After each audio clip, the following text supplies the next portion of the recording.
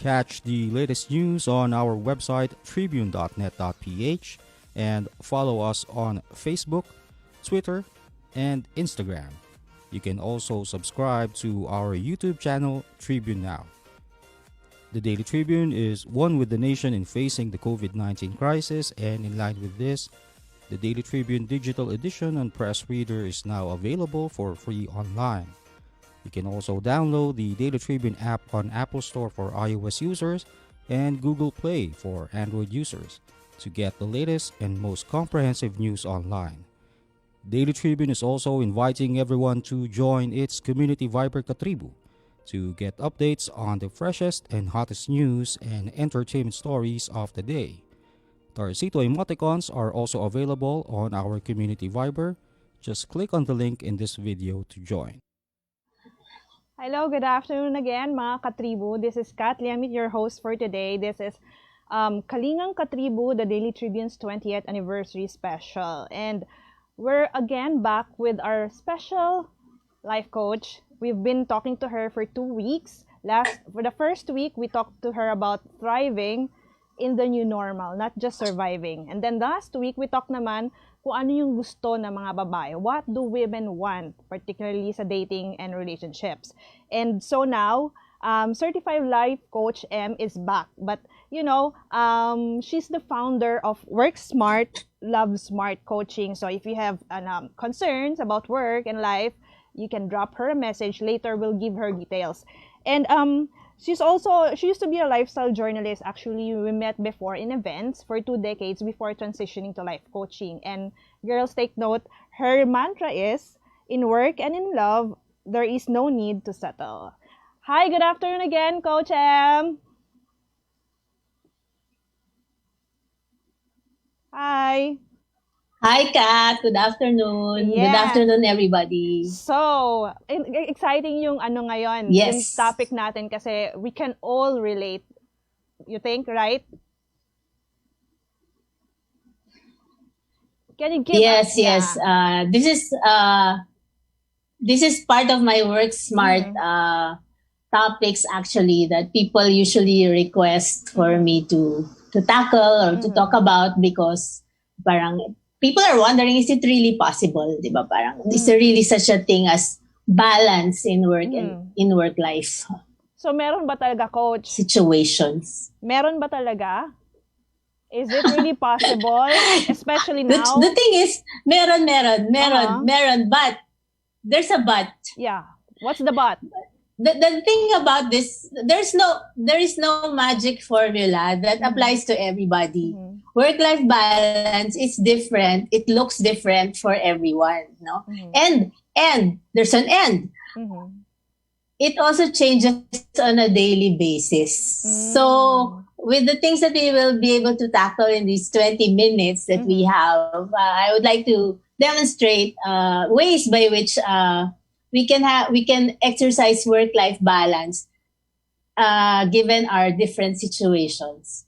Yeah, especially now nga nasa bahay tayo, and then before we used to go out to commute or drive to work, and now we're all at home stuck, 'di ba?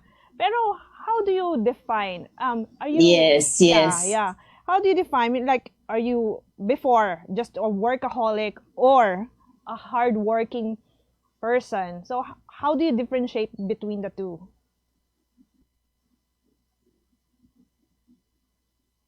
Okay. So, the idea of work-life balance usually nakakabit dun sa concept ng pagiging workaholic.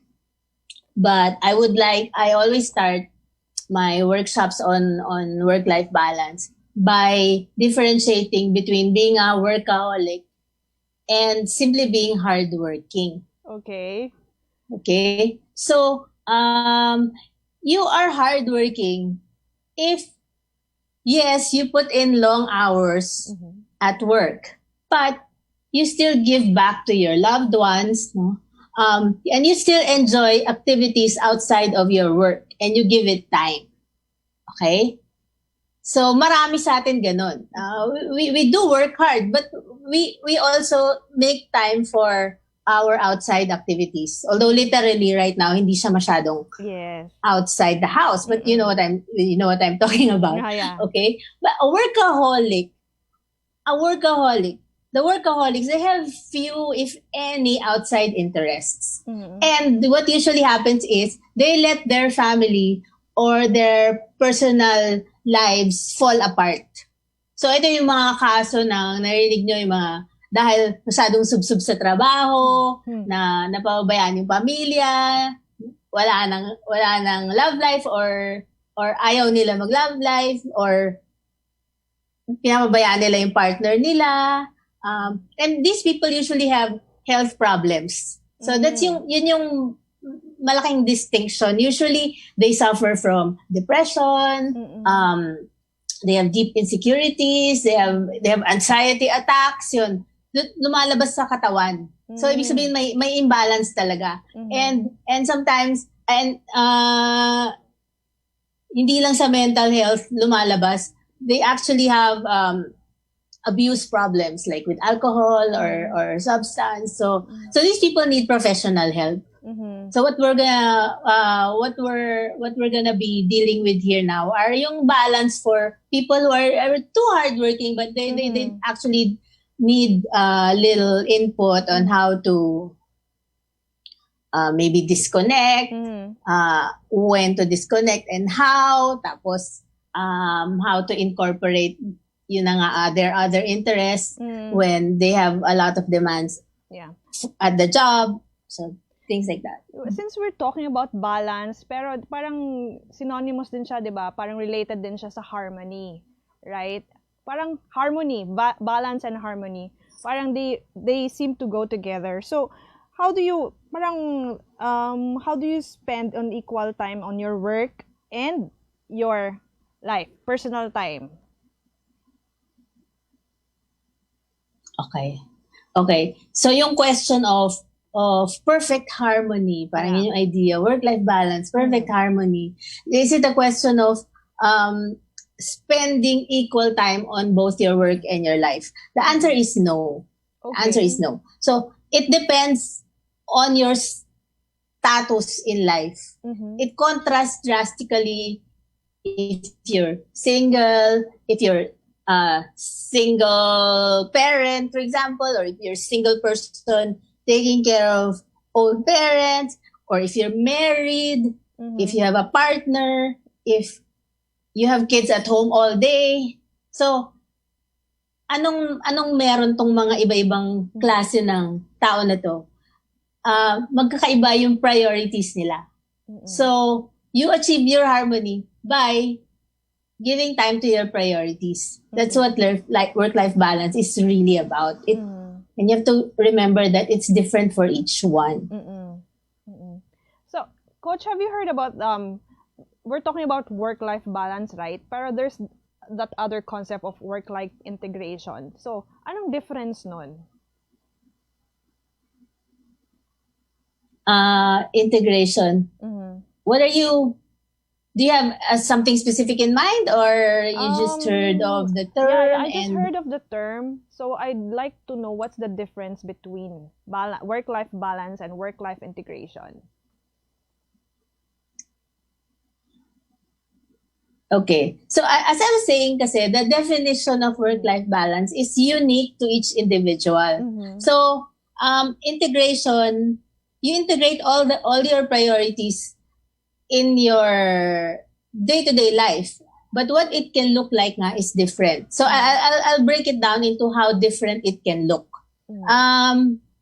One concept is that of work-life juggling. I myself, I'm into that. I'm a juggler. So it's parang multitasking, but you do things together that can actually be effectively done ng sabay.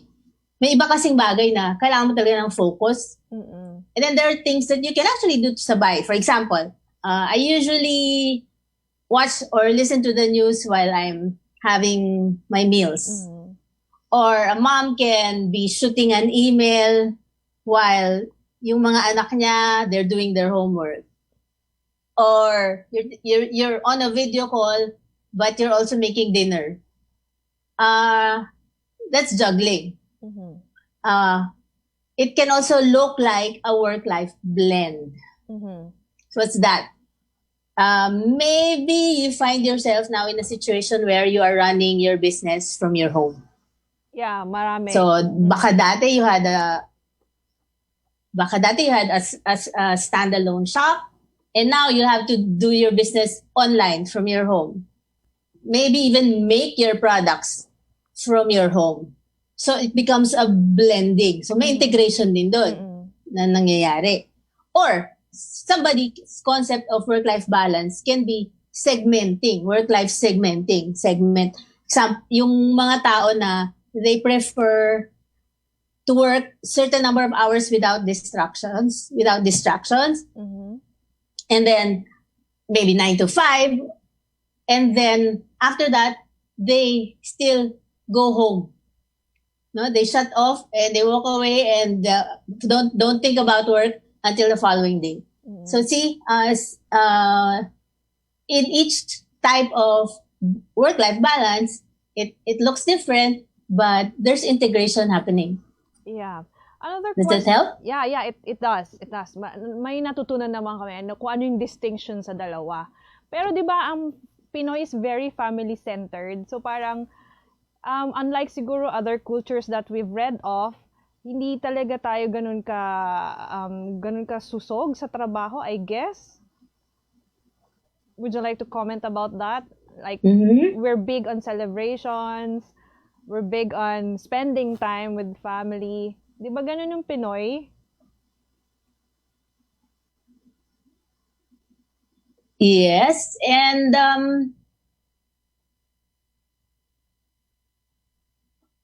it depends. I actually have I know a lot of people who work a lot. Oh, okay. And are able to combine that kind of mentality with being a hard worker. So what issue are we going to address here? Are you thinking of how to disconnect given that you're always available to the people at home now? Kasi andyan na lang, 'di ba? Mommy this. Yeah. Daddy that. Exactly. Okay.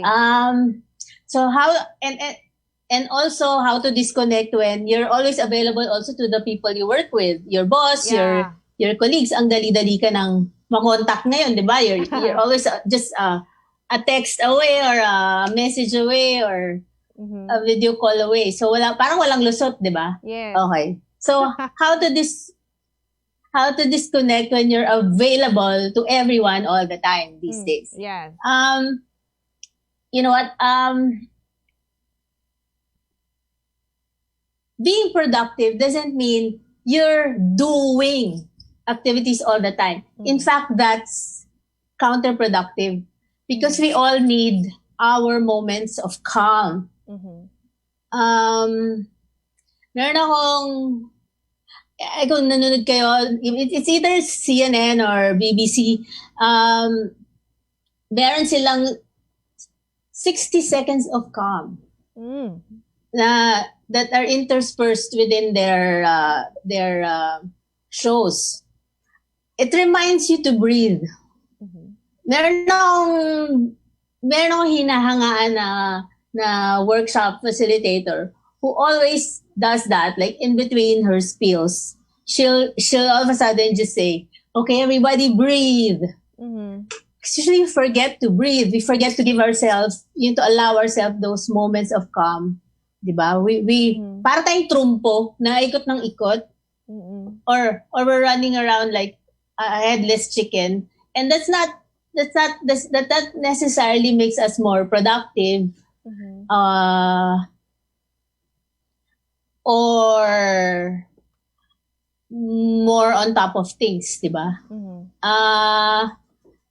Ako, personally, ang pinagusto kong ways of disconnecting is, I put down my phone. Okay. As in, physically, lumalayo ako sa kanya. Kasi, di ba, meron tayong tendency minsan, like, pumipindot tayo. Kahit na magandang intention natin, like, I'm gonna answer this email. And then in the end, like, wala, nasa shopping network, nag-online shopping na, or window shopping na ako, or whatever it is that's distracting me, or I'm looking at other people's posts. So, you allow yourself those times na you just really actually disconnect, even if it's 5-10 minutes. I sit down sometimes. I also like sitting down sa living room and just watching a part of a show or an entire show. Parang importante yun eh. Diba? To rest your mind. Para when you go back to whatever it is you were doing, you have a fresh perspective. nakapahinga ka, nakarelax ka, and you can focus on what's really important. Minsan kasi parang lahat important. Okay. Hindi, di ba? Yeah, So that's how you disconnect. Yes. Like you really allow yourself those moments of calm. Yeah. Eto, Coach, balik lang tayo. We're going to take a short break and balik tayo dun sa interesting conversation na yan. Bilang bagong mag-asawa, sabay kaming natututo sa buhay. Sabay rin namin inaaral ng mga bayarin sa bahay. Kahit kami, nagtaka sa biglang laki ng electricity bill namin. Huwag pong mangambang maputulan. Sinisigurado ng Meralco na walang disconnection hanggang September. Estimated bills lang ang natanggap natin ng March, April at para sa ilan, May. Dahil sa lockdown, isang tabi to para hindi na maguluhan.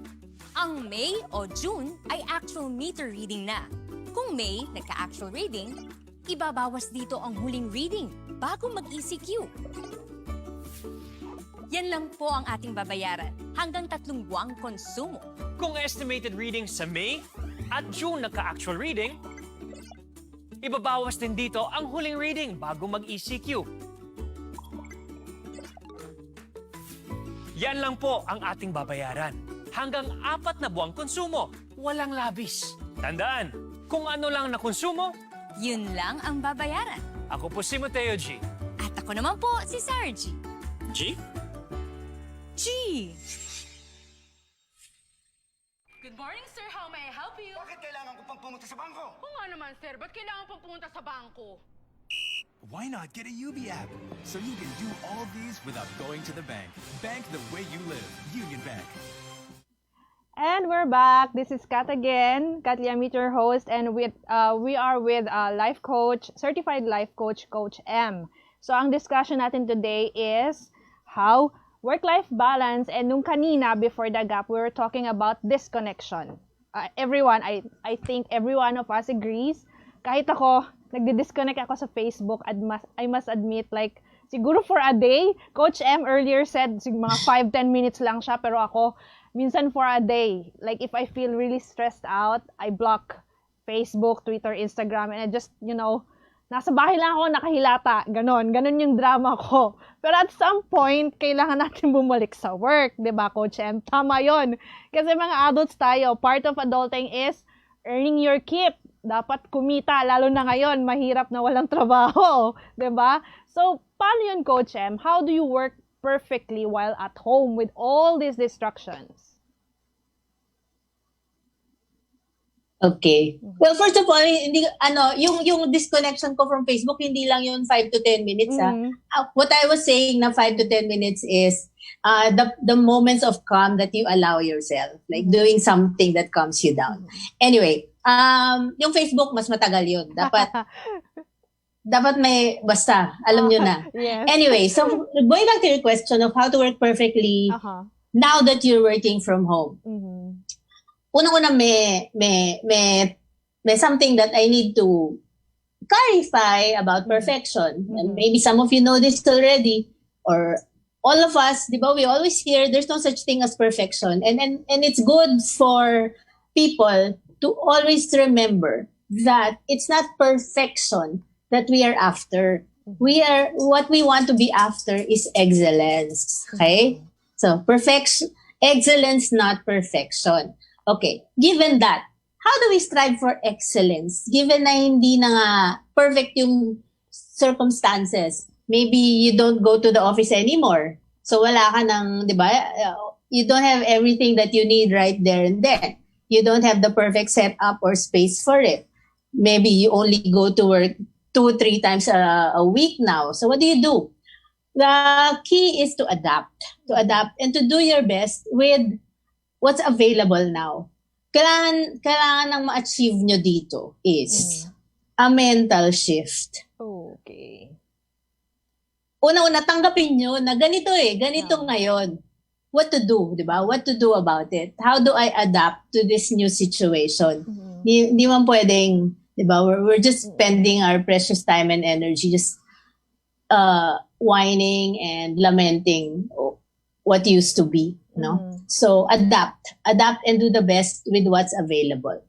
That's how you still work well and excellently even during during this period. That's a sound advice actually, no? Kasi with every change naman talaga, you need to be mentally tough or you have to be tenacious to be able to move through. Pero, di ba, apart from being adaptable, another issue kasi this time sa panahon ngayon is isolation. So, how do you cope with it? Na mag-isa ka, and yet you have to do these things as part of adulting, of the work-life balance mantra. Okay.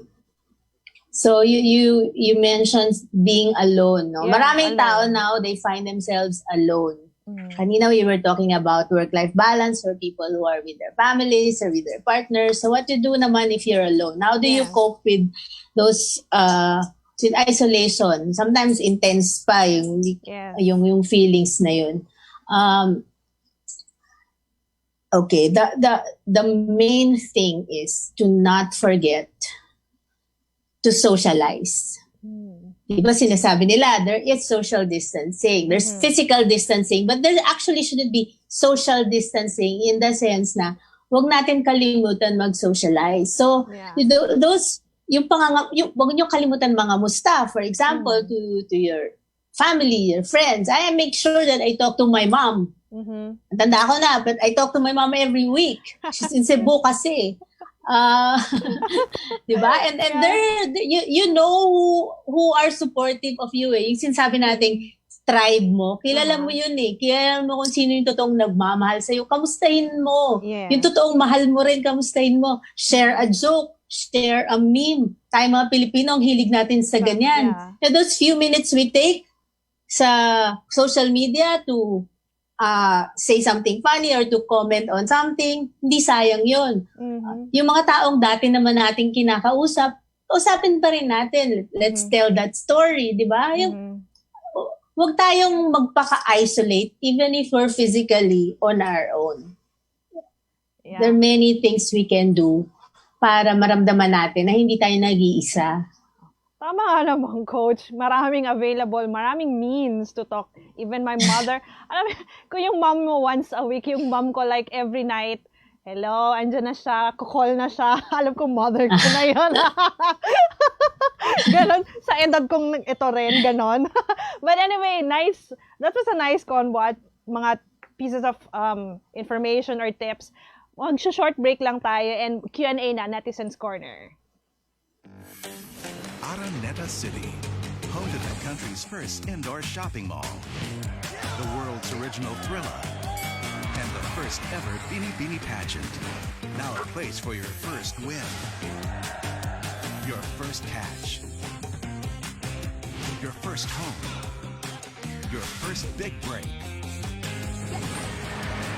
your first date, and even your first love. Araneta City, the city of firsts.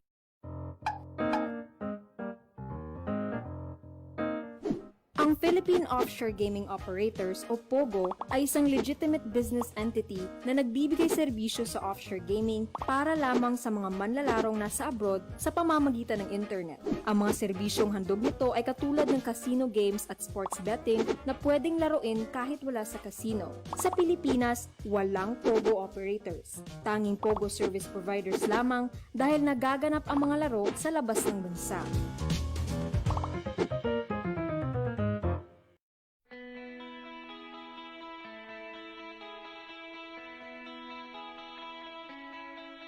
In the days ahead, we need to lean on the values that make us a great company, the Malasakit, for which we are known, and the understanding that, as San Miguel, we stand for something far greater than ourselves. That we have the responsibility to extend a hand to those who most need it. It is our sense of duty and obligation, pagkakaisa and malasakit, that will see us through these difficult times.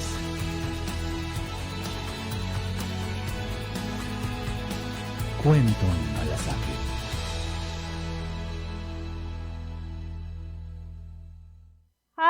we're back again. This is Kat again, Kat Liamit, and with certified life coach, Coach M. Ito, may mga questions na for you. Ready ka na?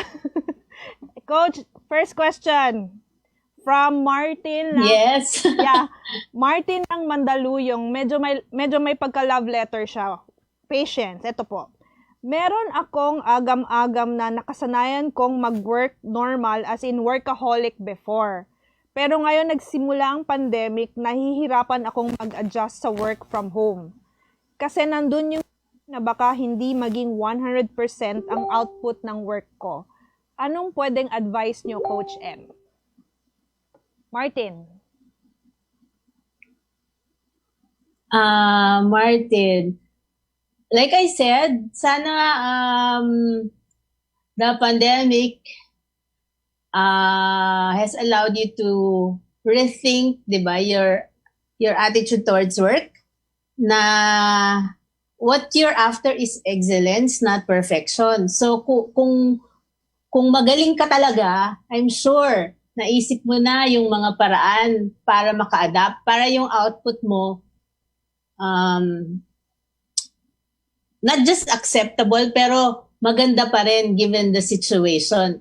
And one thing that you need to always remember, and this goes for anything that's pandemic related, is this is a time when you have to be really kind to yourself. You have to forgive yourself. Kung hindi mo ma-achieve yung dati mong na-achieve, it's okay. As long as you're doing your best, given the resources that you have. It's really okay. And I'm sure the people you work with will understand that. Yeah, ito naman. So, yeah, may another question medyo related, pero iba naman yung concern niya. Kasi anxious siya sa pagiging productive niya. Normal ba daw na maging anxious? In terms of being productive? Oo. Okay. So, anong advice mo? Paano niya i-get over yon? Well, normal, but at the same time, it's not ideal, di ba? Like, yung anxiety natin, wag natin payagan na mag-remain na anxiety. Let's try to use that energy, this anxious energy instead, to produce, di ba? So, let's take the time to calm ourselves down, to sit down and come up with a plan, di ba? That's what working smart is all about. Hindi ibig sabihin, di ba, work ka ng work na parang trumpo nga, na hindi na humihinto. It just means, sipin natin, di ba, how to produce well in the given amount of time that we have. Marami actually ways to manage your time well, to de-stress. I have all these webinars about those specific topics. Pero for now, I hope that helps you. Yeah. Last question, Coach. Si Grace naman from Taguig, her question is, sa business ko, nahihirapan ako sa adjustment kasi yung fear ko na nalulugi ang negosyo ko. Paano ako ma-motivate ngayon? Ngayon na especially may pandemic, sobrang nahihirapan na daw siya. Motivation. Mahirap talaga. What's her name? Again? Grace from Taguig. Grace. Yes. Oo. Grace, challenging talaga, lahat ng tao nahihirapan ngayon, and I invite you, since it's a question of motivation, I would like to invite you to remind yourself kung bakit mo ba sinimulan gawin yung business mo in the first place. When you review your vision, your motivation, kung bakit mo ginawa yan, malamang hopefully matulungan ka to regain the drive and the motivation to keep on doing it, di ba? Malamang gusto mong makatulong siguro nung naisip mo yan. Gusto mong mag-earn ng more, di ba? So, kung balikan mo yung mga dahilan kung bakit mo ginawa yan at sinimulan yan in the first place, doon ka makakahugot ng motivation. Oh, okay? Yes. Okay. Sobrang, marami pang questions actually, Coach. Pero, do you have any final message sa sa mga katribu natin tungkol sa topic natin today? So yun lang, gusto ko lang i-emphasize again that managing your work-life balance is different for each one, and it will be unique to you, and it can be difficult. Don't beat yourself up about it. So even for those people who are used to it, no, yung mga taong magagaling mag-balance, even I'm kind of used to it, but it's still a juggle for me. It's still a struggle, to juggle everything and to accomplish what I can. And yun na nga, binabalikan ko lagi pag hindi ako nagsasucceed on certain days, kasi nga it will look different each day, I forgive myself and I'm kind to myself, diba? Kasi ganun talaga eh. Hindi pareho yung circumstances natin eh. So, yun lang. Be kind to yourself, forgive yourself, and just do your best with what you have. Coach, where can they find you? Like, get in touch with you? Okay. This is just again the tip of the iceberg of a bigger 1 hour and a half webinar that I have on this topic, on work-life balance, which I will be offering on September 17. That's a Thursday, from 3 to 4:30 p.m. If you are interested in that, marami akong steps toward balance that we will be taking up, and I will be giving a longer term perspective on this. Yung isasali natin yung life vision mo, yung timeline mo, not just for yourself, but for the people important to you. So, if you're interested in that and my other Work Smart and Love Smart workshops, do follow me on Instagram at Work Smart, Love Smart, and like my Facebook page, which is Life Coach Em Guevara. And I will be announcing very soon my schedule for the rest of the year. Yun. And thank you so much for listening. And I hope you got a lot of tips from this afternoon. Yes, thank you. Thanks, Kat. Yeah, thank you din, Coach. Kasi maraming takeaway. Like, breathe. Take a moment to breathe. Forgive yourself. And, you know, be mentally adaptable to the things or the changes that we're currently experiencing. So, next Monday naman, abangan for our next motivational topic. Just stick around on our social media sites. And I'd like to reiterate yung sinasabi ni Coach Em parati sa atin. Like, in life and in love, there's no need to settle. This has been Kat Liamit, your host for Kalingang KaTRIBU. Next week. Yeah. Next week. Right, Coach Em. So next week, I want to announce the topic for next week because it's so. What's the topic? It's so interesting. No, what's the topic? It's dealing with heartbreak. Oh my! Dealing with heartbreak. Oh my! Lahat tayo ganyan.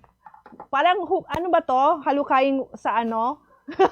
Sa baul ba to? It's a love smart topic next week. Yeah, it's dealing with heartbreak. So do tune in, people. Yeah. Please do. Like with Coach M again. Dami na namang stories nito. Oh my God, I'm so excited. Ewan ko sa'yo, Kat.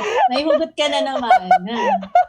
Okay, see you again next week, mga katribu. Stay safe. Catch the latest news on our website, tribune.net.ph, and follow us on Facebook, Twitter, and Instagram. You can also subscribe to our YouTube channel, Tribune Now. The Daily Tribune is one with the nation in facing the COVID-19 crisis, and in line with this, the Daily Tribune digital edition and press reader is now available for free online. You can also download the Daily Tribune app on Apple Store for iOS users and Google Play for Android users to get the latest and most comprehensive news online. Daily Tribune is also inviting everyone to join its community Viber KaTRIBU to get updates on the freshest and hottest news and entertainment stories of the day. Tarcito emoticons are also available on our community Viber. Just click on the link in this video to join. With these cell sites, it affords us better cooperation and communication with the outside world. Because it is vital for FU and RMF to have this. We are now dependent on this cellular signal, and it has helped us a lot.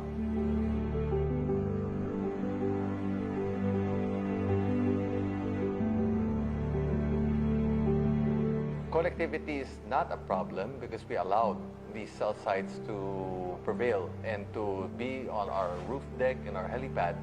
Hindi tayo mawalan ng signal sa lahat ng rooms namin dahil may cell site tayo sa taas. It's one of our major advantages.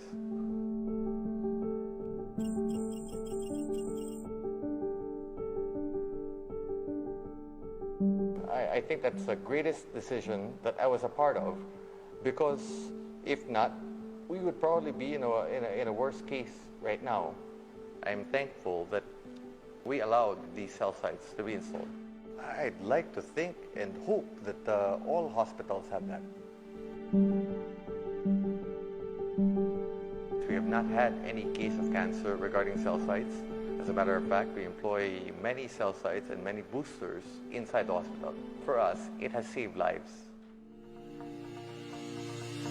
I think with this new normal, we have realized that we are more dependent on this technology.